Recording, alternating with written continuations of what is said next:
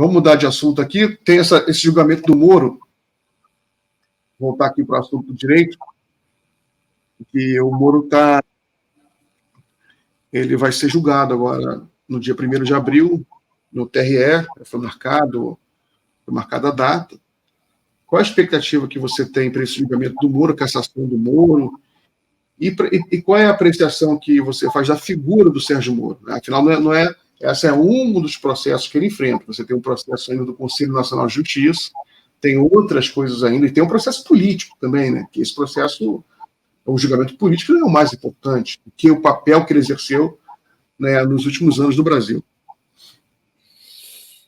Olha, pelo que nós temos de informações e tal, as acusações, né, as irregularidades apontadas são sérias, né? Elas são, sim, movimentadas pelo Partido dos Trabalhadores, mas o então partido do presidente, do candidato, né, teve todo aquele rolo de domicílio eleitoral, gasta uma fortuna com ele, depois ele migra, né, e sai pelo Senado no Paraná e dá tudo certo, né? Então, também nesse campo parece ter havido despesas indevidas, omissões, etc., né? Então, eu apostaria numa cassação, né?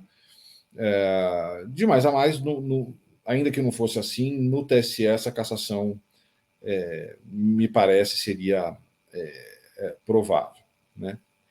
Eu tenho dificuldade em fazer uma avaliação da figura do Moro, porque desde o começo, desde os primeiros movimentos da Lava Jato, eu fui um duro crítico, né? Embora minha opinião seja irrelevante, mas eu sempre fui um duro crítico de Sérgio Moro.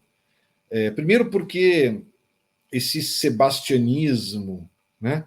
Essas figuras heróicas, salvadoras da pátria, sempre são roubadas, né?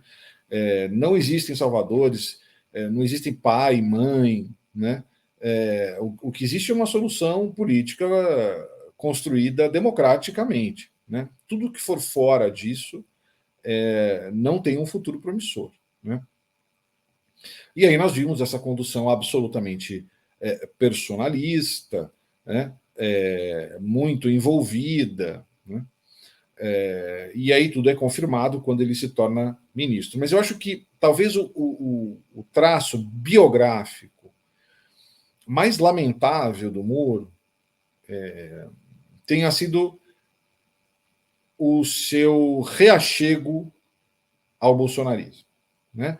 Então o Moro sai do MJ dizendo: houve interferência na Polícia Federal, eu não tolero isso, eu vou embora. O que é uma postura digna, né?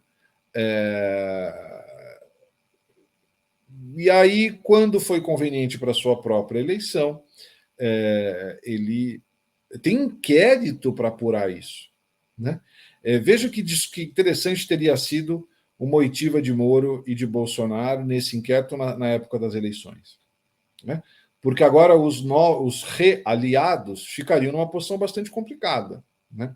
Ou o Moro teria que dizer mentir, não houve interferência, ou ele teria que dizer não houve interferência, mas paciência, né? Agora está tudo perdoado contra o mal maior, que é o Lula, né? Então, no mínimo, ele teria que colocar isso de maneira expressa, né? Essa é uma pergunta curiosa que as pessoas não fazem ao Moro mais. Eu não tenho notícia disso. Afinal, Sérgio Moro, houve interferência na Polícia Federal ou não? Né? Então, eu penso que seja um sujeito nocivo, né?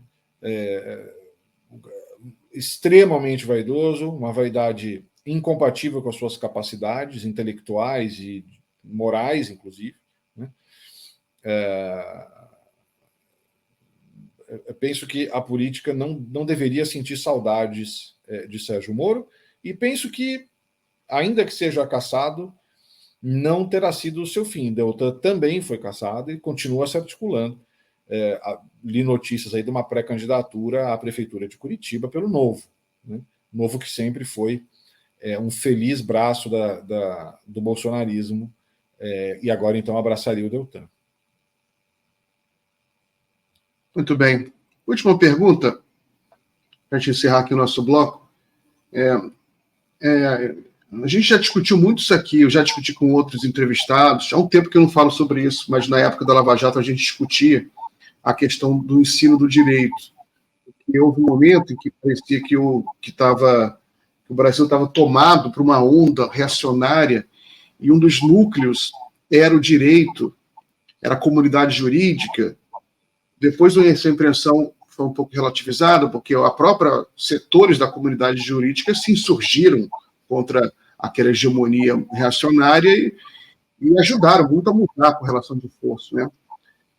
Mas, mesmo assim, eles apontam que há algum problema na formação do direito no Brasil, porque seria explicação para você ter tantos juízes e procuradores tão reacionários. Como é que você avalia essa questão do ensino do direito no Brasil? Você identifica que há algum problema, alguma coisa pode ser melhorada? Olha, há um caminhão de problemas, né? Tem muitos e muitos e muitos problemas no ensino jurídico, né? Eu vou começar talvez com os aspectos primeiro mais mercantis, né?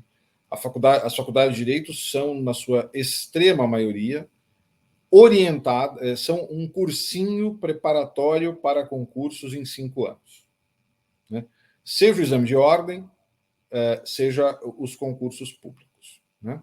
E o processo de seleção do judiciário, do Ministério Público, das carreiras jurídicas, ele é absolutamente burro, né? O sujeito tem que desaprender direito, né? Ele vira um grande decorador de regras, né? Tem um caminhão de conflitos éticos, porque o sujeito, então, é levado a responder no concurso aquilo que a banca já havia publicado. Então, é uma preocupação de agradar a banca e comprar os livros dos integrantes da banca, etc., né? Então, essa mercantilização, né, desnatura, em grande parte, o ensino do direito. Ainda quem não adira, então, a essa lógica mercantil, né, existe uma grande subserviência da academia ao que é decidido pelo judiciário. O que eu quero dizer com isso? Sob diversos pretextos, né, inclusive alguns mais pragmáticos, que olha, nós temos que ensinar para esses meninos, para essas meninas, o direito como ele é. E o jeito como ele é o direito conforme decide o judiciário. Eu até entendo que se olhe a coisa por essa perspectiva, né? Eu acho fundamentalmente empobrecedor, né? O papel da academia não é ser repetidor do judiciário, né? O papel da academia é formar massa crítica para, inclusive, influenciar as mudanças do judiciário, né?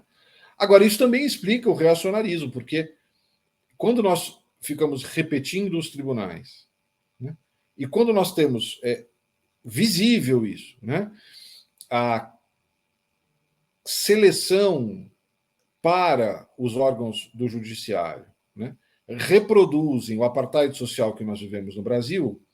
Então, embora realmente o judiciário tenha avançado bastante na composição feminina e masculina, né, um certo equilíbrio nos tribunais, ou seja, temos muitas juízas de primeira instância, tal. Depois a progressão, os homens vão mais na frente. A disparidade racial é gritante, né? Então, estados fundamentalmente negros, como na Bahia, repetidamente nós vemos fotos ali quando juntam os que estão tomando posse e existe uma esmagadora maioria branca, né? Ora, de onde você colhe maioria branca no concurso público na Bahia? Nas elites, né? Então, o judiciário é uma máquina de reprodução dessa desigualdade, inclusive do ponto de vista ideológico, né? Portanto, horizontes e alternativas, né? Então, nós deveríamos repensar os concursos públicos, né? Porque eu não quero um juiz que decore regra. O juiz que decora a regra pode ser rapidamente substituído por inteligência artificial. Né? Nós vamos ter juízes capazes de pensar as questões jurídicas a partir da sua substância, né? A partir da natureza daquele conflito que está colocado, claro que dentro dos limites da lei, né? Mas um repetidor de lei, daqui a pouco, a Alexa vai fazer melhor que qualquer juiz, né? Então, nós temos que repensar o ensino jurídico. O ensino jurídico tem que ser um ensino crítico, né? Agora, existem boas notícias aqui e ali, né? A UERJ, onde eu dou aula, é a pioneira nas cotas, né? E boa parte desses alunos cotistas depois migram para concursos públicos, né? Então, também é preciso ver o impacto, né, que poderá ter no judiciário quando começarem a ingressar em maior volume esses egressos agora, finalmente, depois de séculos, de outras origens sociais que não as elites brancas urbanas brasileiras.